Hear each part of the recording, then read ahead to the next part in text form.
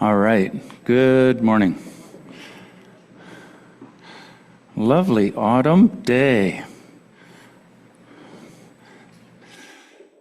How are we to live and thrive when so much is changing around us? When the achievements of the past turn out to be precarious, what, if anything, can we count on? And is embracing change always so exhausting? Karen speaks to us by video in this year's meaning-making series, Meeting This Moment with Love and Justice.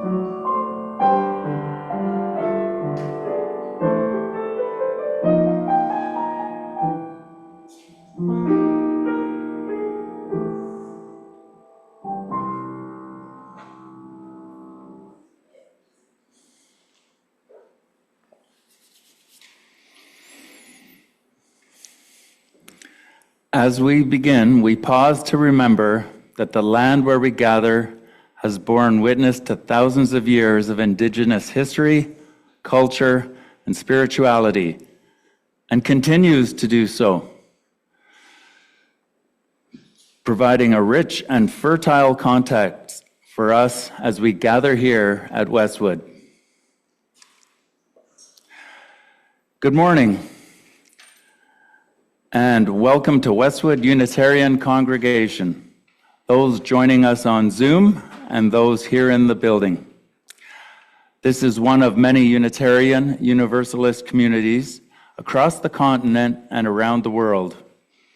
We are a community of individuals on unique spiritual journeys, supporting each other as we grow together.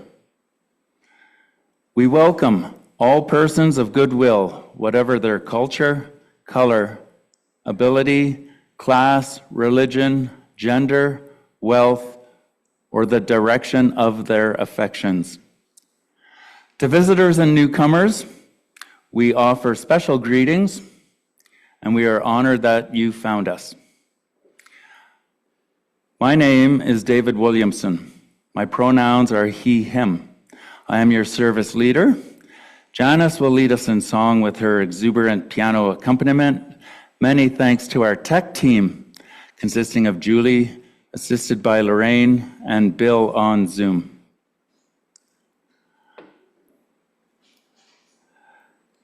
This service is part of this year's meaning-making series. Meeting this moment with love and justice. We are a part of a group of 14 Canadian Unitarian Universalist congregations who who are sharing resources to create this 8-part series. This morning's sermon is by the Reverend Karen Fraser Gitlitz.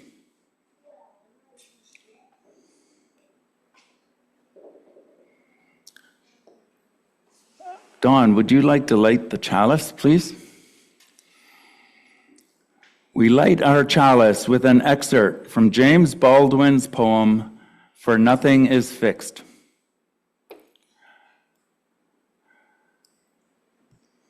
For nothing is fixed, forever, forever, forever. It is not fixed. The earth is always shifting. The light is always changing. The sea does not cease to grind down rock. Generations do not cease to be born. And we are responsible to them because we are the only witnesses they have. Please rise in body or spirit to sing song number 51, Lady of the Season's Laughter.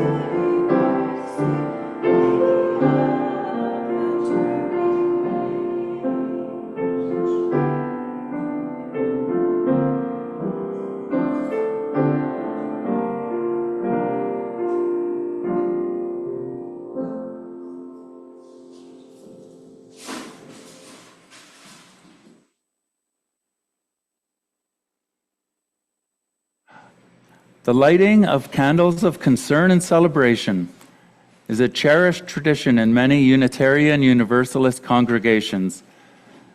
It allows us to understand each other's worlds a little better, enabling us to share the joys and offer comfort to those with concerns. It helps us to be a true community. You may share with the congregation your joy or concern, or you may choose to light a candle in silence. I invite you now to light candles of concern or celebration. For those on Zoom, I would be happy to light a candle for you. Raise your hand if you would like to speak.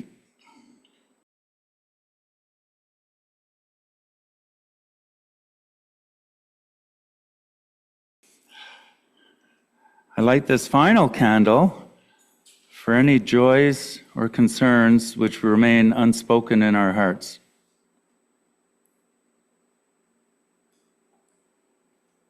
Find a good one. Oh, you know what? I'm going to light a candle. That's a candle of celebration because I'm so happy to be here as a service leader. I saw the sun this morning coming up. I love the fall. I love autumn. This is beautiful. What a lovely morning. So a candle of celebration. And here is a candle for any concerns or celebrations which are in our hearts unspoken yet.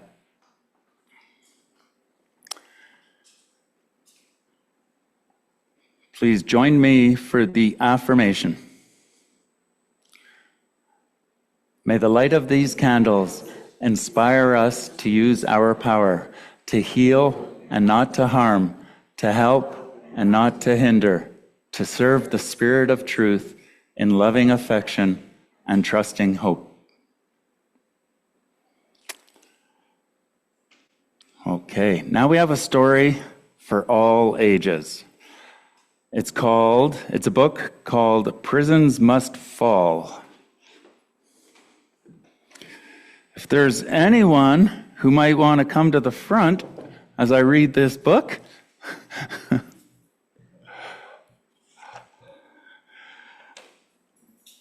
oh, and I'm going to move this out of the way a bit.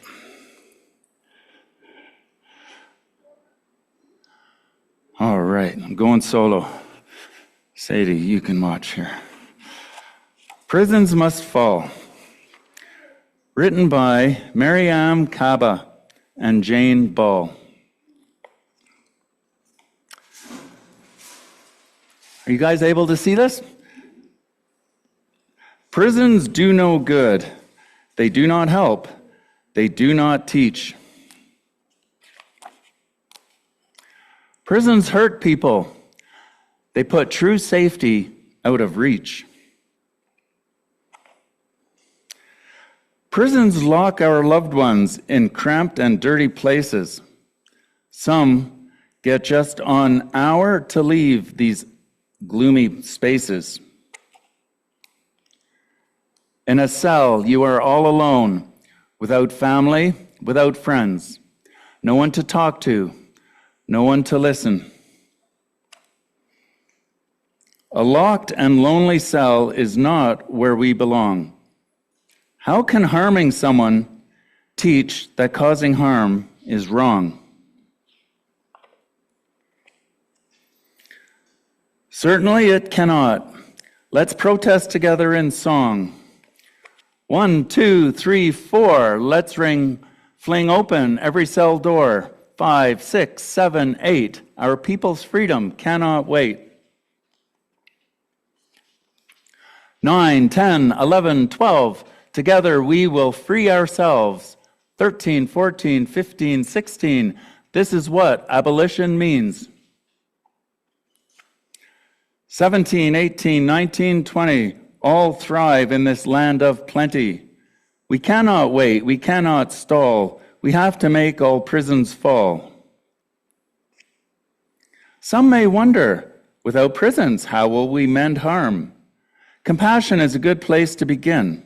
Open up your arms. First, let's make sure that everyone has a safe place to sleep, sturdy roofs over our heads, and enough to eat. We need neighborhoods with clean, fresh air. Say goodbye to pollution, gardens, parks, good schools for all. That is my solution. When we are connected, there's no storm we cannot weather. We will find a different way to repair harm together. Another world is on its way. True safe harbor is near. If you're in chains, then I'm in chains, and we're locked in fear.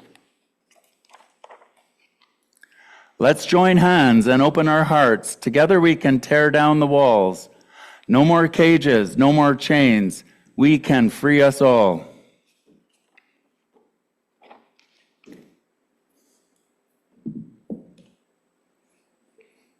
Something to ponder this Sunday morning. Edmonton was on the world map as home to the biggest mall, and the parking lot's the biggest parking lot, 20,000 cars, pretty big. We also have the biggest prison in Canada here with the Edmonton Remax. Okay. Offertory. Our offerings of money and volunteer service are the essential elements that sustain our congregation and this place of worship. Some donate on Sundays, others on a monthly basis. Please be aware that if you are donating cash today and would like a tax receipt, we ask that you use an envelope so our church administrator can issue one. Envelopes are available in the back of the chairs. Please join the offertory song.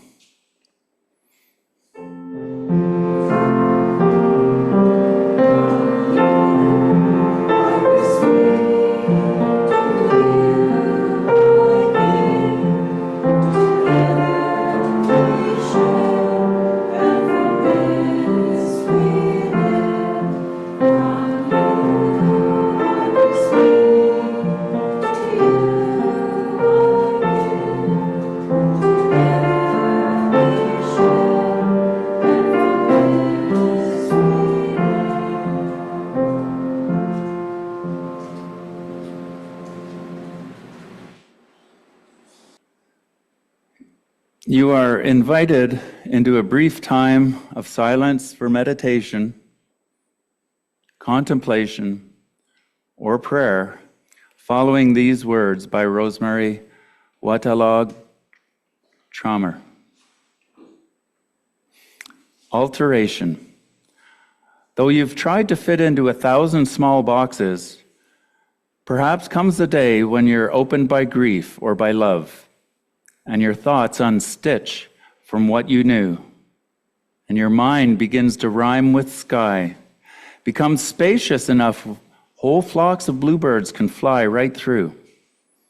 And for a time, you stop trying to make sense of things. You simply yield to being a home for the ecstasy of wings. We're going to have 2 minutes of silence to contemplate.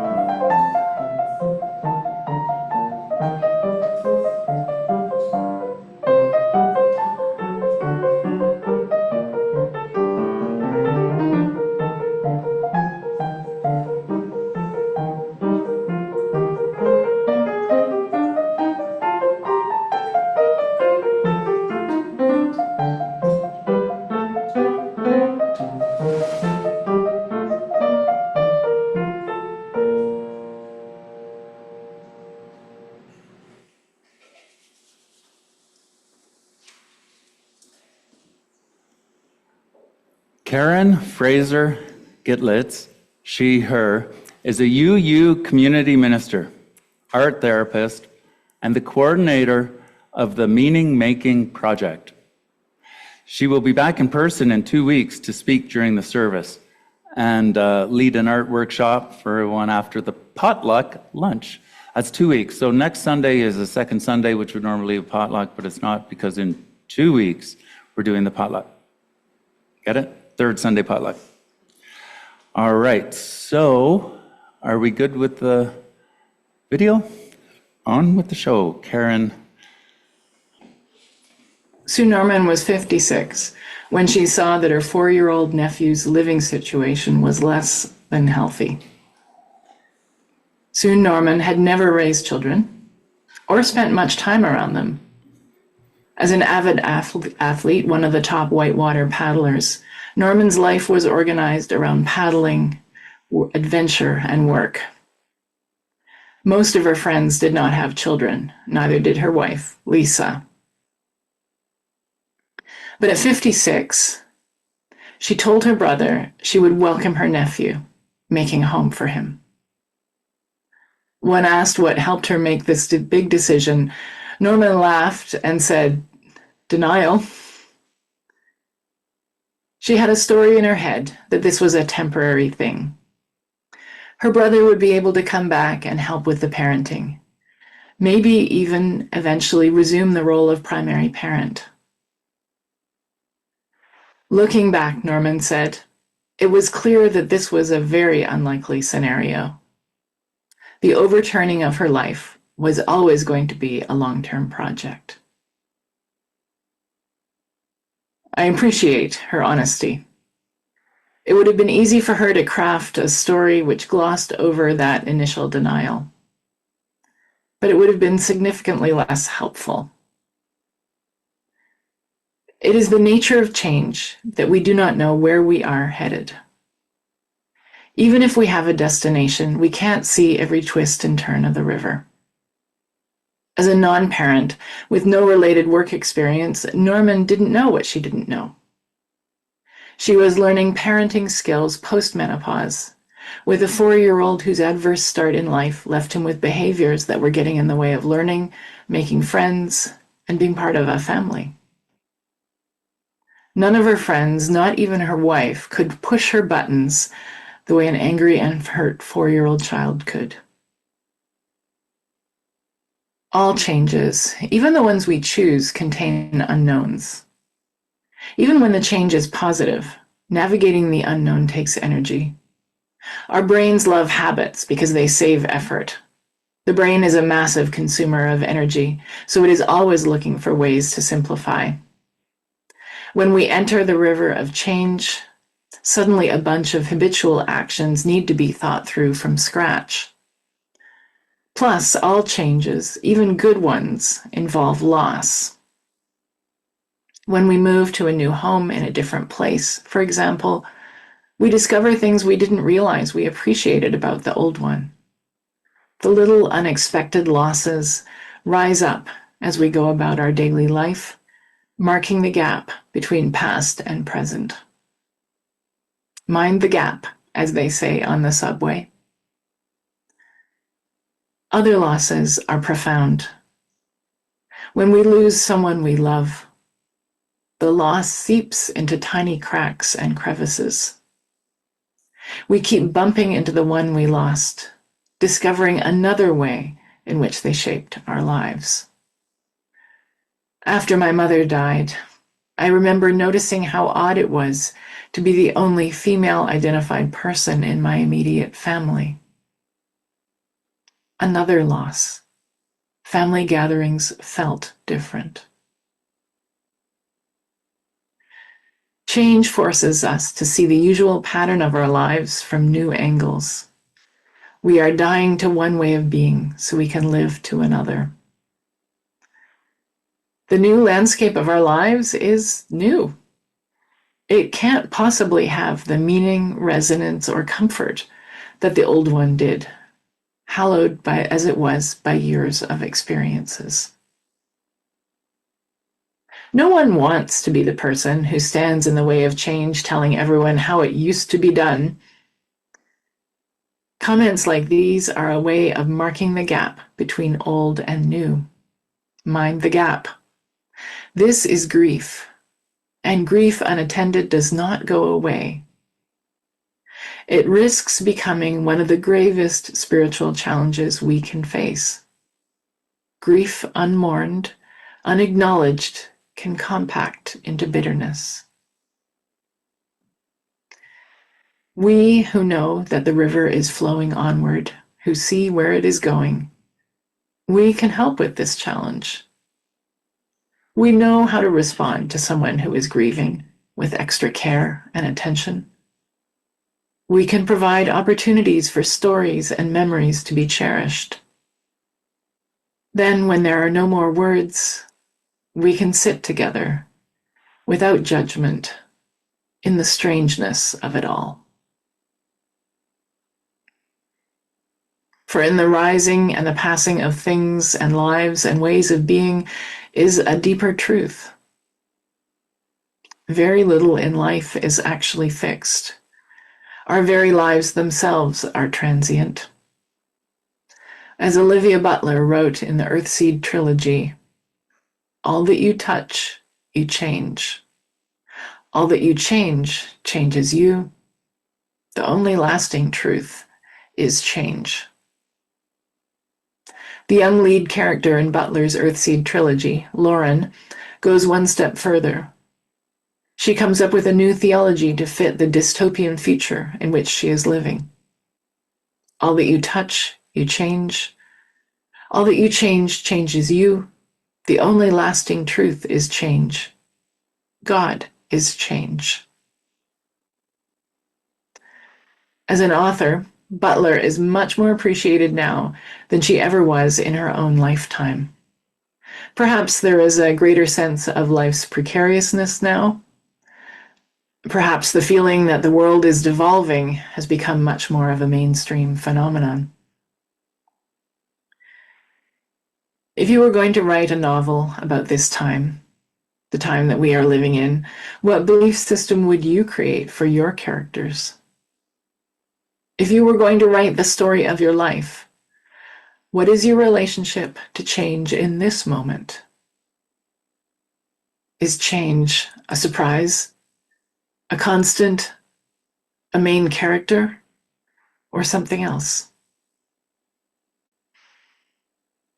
Sue Norman felt that whitewater paddling helped her with parenting because it taught her to respond attentively to the movement of her kayak in the water, while at the same time keeping her focus on where she wanted to end up. When you are racing slalom down a river, it's not enough to arrive alive. You are supposed to go through a bunch of gates on the way and accomplish the run as quickly as possible. She says, in slalom, you must use setbacks and mistakes as opportunities for course adjustments, while never losing focus on what awaits downstream. The purpose of the race is clear in Norman's mind. The same is true of her parenting. The first time she met her infant nephew, she had an immediate, powerful connection to him.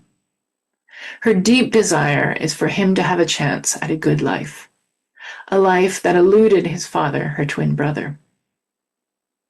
When she is pushed beyond her limits, when she snaps and takes herself off to the bedroom for a timeout, only to discover that her favorite drum has been slashed, when she is able to breathe again, it is this purpose that she comes back to, the life that she wants for her nephew. Knowing the why helps her course correct, helps her to use her mistakes as adjustments. This is where talking about change as if it is one moment, one decision can get us into trouble. Change is a journey with many decision points, many opportunities. I was born into the generation that's now known as Gen X, Generation X. When I was younger, it felt like my smallish cohort was a crossover generation. We were translators. We could talk to those older than young and younger than us with relative ease. I particularly liked learning and sharing around technology. Those of you who are older know what's coming. Around the time when there were more generations after me than before me, the tech became less easy. I hadn't known that my needs were being centered earlier, but I sure noticed when they were not. Now, figuring out how to use new apps involves as much unlearning as it does learning. So I have a choice to make. Or, in fact, many choices.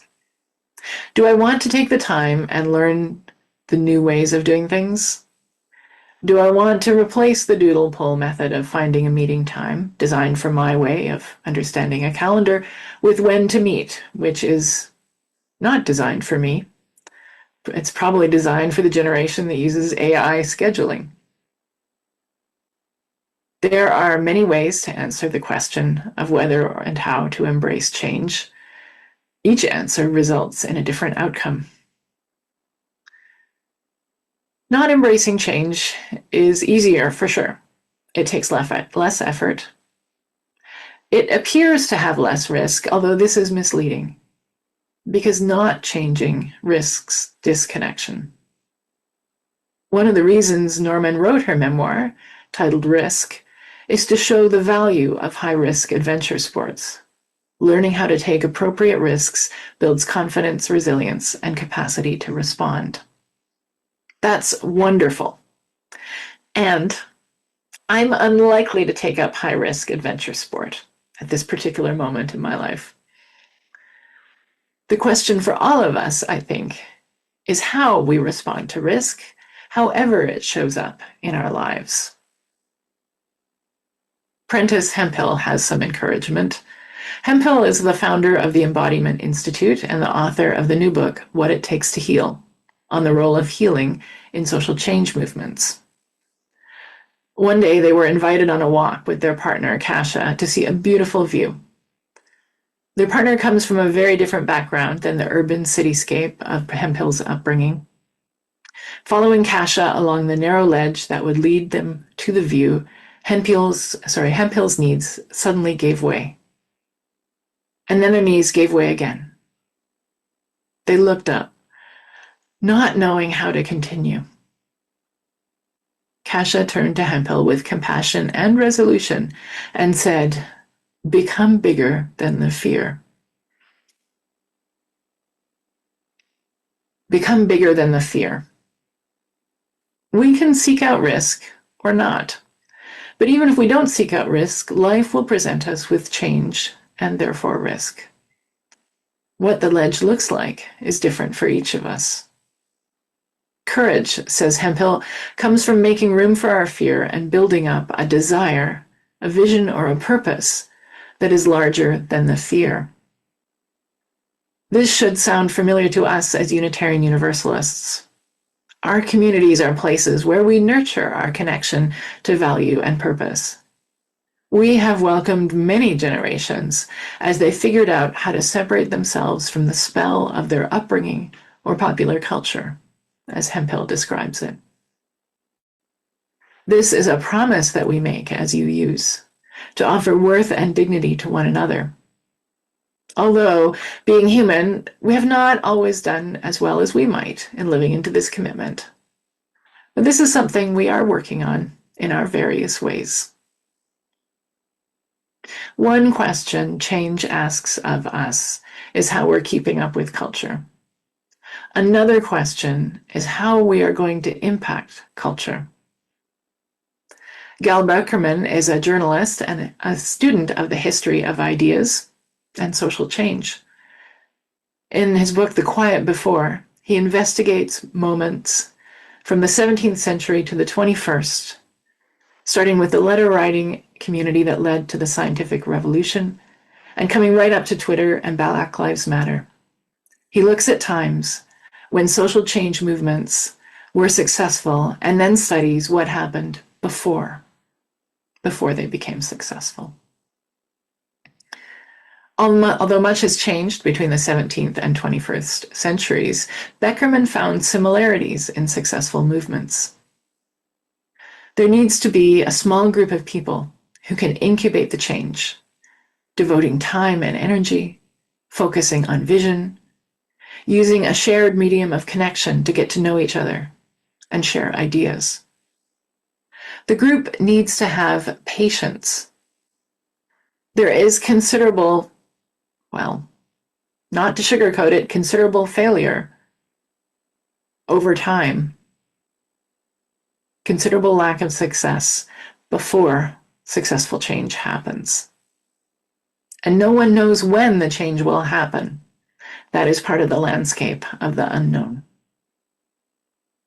Beckerman was writing the first draft of the last chapter of his book in 2019, thinking that Black Lives Matter movement had probably peaked. But when he talked to key people, he discovered something different. They had learned that it wasn't enough to go viral. You must be prepared, be a movement, have a way to connect people. In 2019, Black Lives Matter was working on strengthening connections and community. Then came the summer of 2020, which changed many people, including me. Between teach-ins and marches, and for us, the work of the Canadian Unitarian Council's Dismantling Racism Study Group, the cry for change reached more people than ever before. Black Lives Matter was ready because they had invested in people and relationships. Back in the 17th century, Nicolas Claude Fabry de Peresque, a French intellectual and astronomer, wanted to use the eclipse of August 28, 1635, to determine the length of the Mediterranean Sea. He couldn't be in many places across the seaboard at the same time, so he corresponded with people from different geographic locations, recruiting them to collect his data. Using this vast network of people from a variety of walks of life, Peresque discovered that the Mediterranean Sea was 1,000 kilometers shorter than previously thought. This is what he said afterwards. The brevity of human life does not allow that one person alone is sufficient. It is necessary to adopt the observations of a good number of others, from the past as well as the future, to clarify that which fits better. He was talking, of course, about what became the scientific method. But he is also talking about human movements and how they succeed. We need one another. We need one another when we want to prevent ourselves from devolving into fear and bitterness. We need one another when we want to learn, heal, and grow. We need one another when we want to bring about change.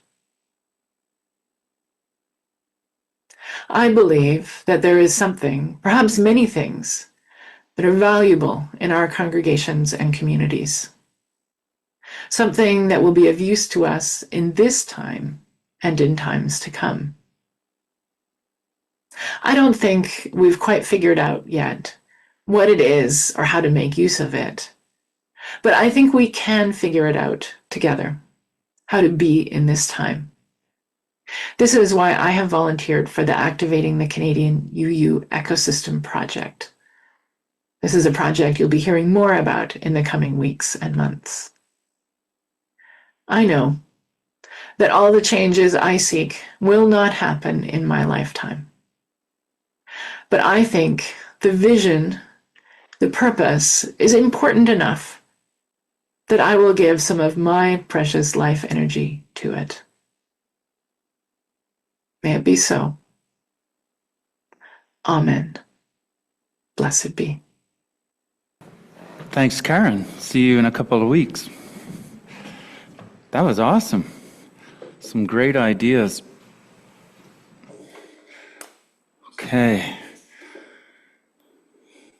So earlier when we had that lovely meditation, I was so calm and collected that I was unable to read my screen correctly, and we jumped over a song.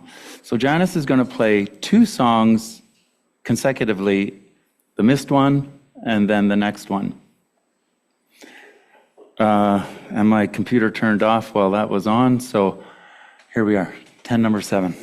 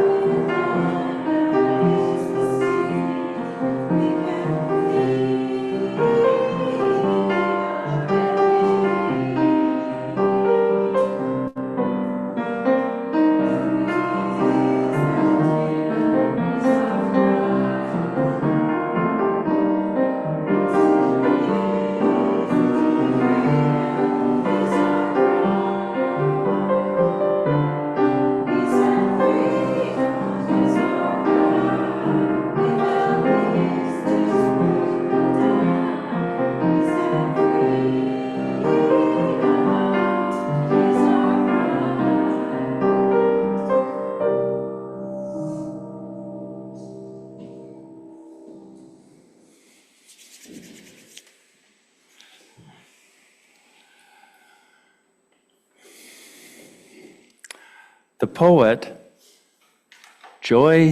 our Joe says, I need a poem that will keep the sky open in my mind. It is not enough to be on the land under the sky. Sometimes we need to be reminded to look, to be open to what we see, what we are living. Change is not a task, it is an experience. That is what we are here to do. That is what we know how to do, to be companions, to offer bread and kindness so that each of us may live and grow a little more fully under the bright sky.